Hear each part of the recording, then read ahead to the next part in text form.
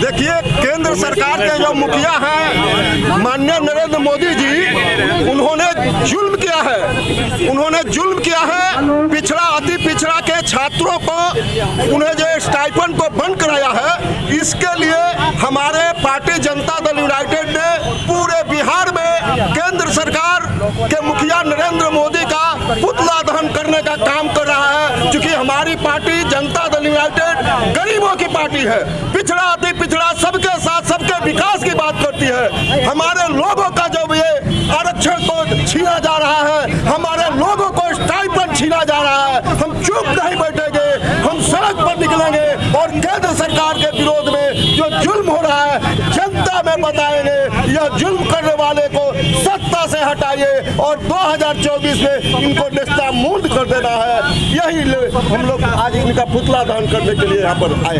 आज बिहार के जनता दल यूनाइटेड के तत्वाधान में बिहार के सभी जिला मुख्यालयों पर भारत सरकार, नरेंद्र मोदी की सरकार ने जो पिछड़ा अति पिछड़ा छात्र छात्राओं की जो छात्रवृत्ति में कटौती किया है, उसको बंद कर देने का काम किया है। उसके खिलाफ जनता दल यूनाइटेड उसका जम के विरोध करता है और बिहार के सभी जिला मुख्यालयों पर आज सीवान में भी हमारे जनता दल यूनाइटेड परिवार के सभी साथियों ने मिलकर आज नरेंद्र मोदी जी का, आदरणीय नरेंद्र मोदी जी का पुतला दहन हम लोग कर रहे हैं। और यह बात अब सामने आ गई है, भारतीय जनता पार्टी और आरएसएस और केंद्र सरकार का जो चाल चरित्र और चेहरा है दलितों के प्रति, अति पिछड़ों के प्रति, वो सामने दिख रहा है। और यह लंबे समय से, जब से इनकी सरकार बनी है भारत सरकार, तब से नए नए तरीके से पिछड़े अति पिछड़ों के कहीं आरक्षण समाप्त करने की साजिश हो रही है। पिछड़े अति पिछड़ों और दलितों के हितों की अनदेखी करके और इस प्रकार साजिश की जा रही है कि फिर से छात्र और छात्राएं जो पिछड़े अति पिछड़े वर्ग के लोगों के हैं वो शिक्षा से वंचित रह जाएं, गरीब के बच्चे शिक्षा से वंचित रह जाएं। और यह वही राज लाना चाहते हैं जो आरएसएस के लोग चाहते हैं भारत में। तो मैं खबरदार करता हूं कि पिछड़ा अति पिछड़ा और दलितों की आवाज बनकर जनता दल यूनाइटेड पूरे बिहार में गांव से लेकर और सड़क से लेकर और सदन तक भारतीय जनता पार्टी और भारत सरकार का हम विरोध करते हैं और कहते हैं कि जो गरीबों से, पिछड़ों से, अति पिछड़ों से इस देश में टकराता है उसका सर्वनाश होता है। और आने वाले 2024 के चुनाव में भारतीय जनता पार्टी को गरीबों का, दलितों का और अति पिछड़े वर्ग का हकमारी और उसके साथ साजिश, उसका खामियाजा उसको 2024 में भुगतना पड़ेगा।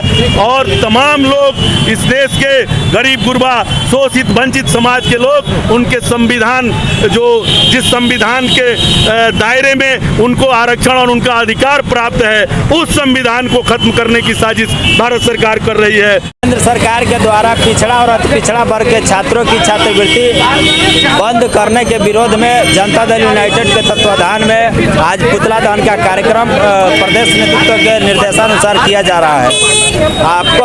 आपकी जानकारी के लिए बता दें, जो भी आपके चैनल के दर्शक हैं उनको बता दें कि विगत 8-9 महीना पहले जो प्री मैट्रिक छात्रवृत्ति था उसको भी बंद कर दिया गया था और अब 9वीं और 10वीं के भी छात्रों की छात्रवृत्ति बंद किया जा रहा है, जिससे पिछड़ा और पिछड़ा वर्ग के छात्रों को पढ़ाई करने में काफ़ी दिक्कत होगी। इसके खिलाफ में केंद्र प्रदेश नेतृत्व के निर्देशानुसार जनता दल यूनाइटेड द्वारा पुतला दहन का कार्यक्रम किया जा रहा है।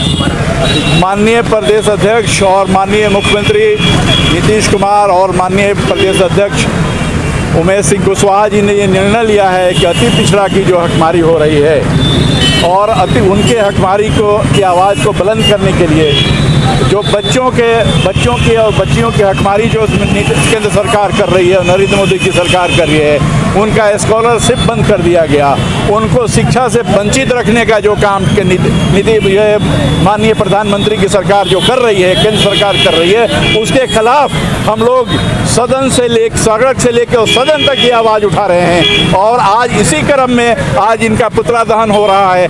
बिहार के सारे मुख्यालयों पर पुतला दहन हो रहा है और इस बात का आक्रोश प्रकट किया जा रहा है जनता दल यूनाइटेड की ओर से कि हम अति पिछड़ा की हकमारी को बंद करके ही रहेंगे। अति पिछड़ा की हकमारी जो कोई भी करेगा, हम उसके साथ खड़े हैं और हम उसको नहीं होने देंगे। छात्रवृत्ति बंद हुए कई महीनों हो गए, आज क्यों जाके जैसे ही चुनाव आता है तो एक दूसरे पे आरोप लगाया जाता है। पर पहले विपक्ष के पार्टी क्यों नहीं जाती है? जेपी यूनिवर्सिटी में लगातार भ्रष्टाचार होता है, उसके लिए आप लोग आवाज नहीं उठाते हैं? देखिए, छात्रवृत्ति बंद हुए कई महीना हो गया, बिल्कुल सही बात है और इस पर बराबर चर्चा होती रही है। जब हमारी पार्टी और हमारे माननीय मुख्यमंत्री नीतीश कुमार ने देखा कि अब सिर्फ बात करने से काम चलने वाला नहीं है, तो हम लोगों ने ये कदम उठाया, हमारी पार्टी ने, और लोक जननायक हमारे जो माननीय मुख्यमंत्री नीतीश कुमार हैं, उन्होंने ये कदम उठाया है कि इसको आम जन तक हम ये बात लेके जाएंगे। सरकार के कानों में जो तेल डाल के सरकार बैठी हुई है, उनके कान को खोलेंगे, सुनाएंगे और उस पर भी नहीं सुनेंगे तो हमारा आक्रोश और बढ़ेगा। जेपी यूनिवर्सिटी में बच्चों का भविष्य खराब हो रहा है, उसके लिए आवाज उठाएंगे।